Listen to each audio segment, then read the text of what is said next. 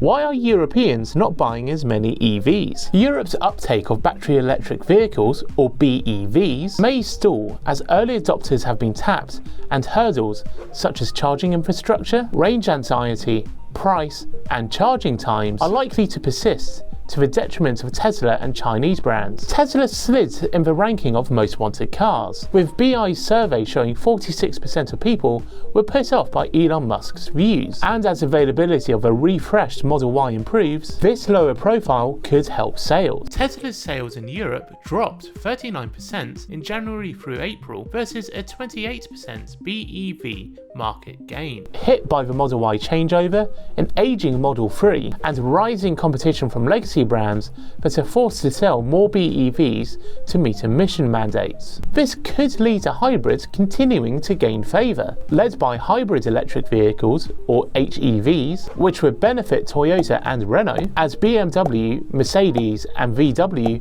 lead on plug-in hybrids, or PHEVs. Neither is yet reflected in sales, with prospective 2025 market shares of 13% and 8%, given availability and the high price of PHEVs. There are still roadblocks to widespread adoption of EVs, however. Almost 50% of registered BEVs in Europe have ranges under 500 kilometers, making charging infrastructure critical for longer journeys. Though public chargers have reached 1 million connectors in Europe, growth still falls short of expectations. Ultra-fast chargers now make up 11% of the network, up from 5% in 2022, but in many countries, fast charging costs more than gasoline, hindering the supposed benefits of EV ownership. Chinese automakers face persistent skepticism in Europe, with 68% of our survey reluctant to buy Chinese branded cars. Doubts centre on quality, technology and resale value, challenging Chery's and BYD's expansion beyond Asia, amplified by EU brand loyalty. Hopefully that shone some light as to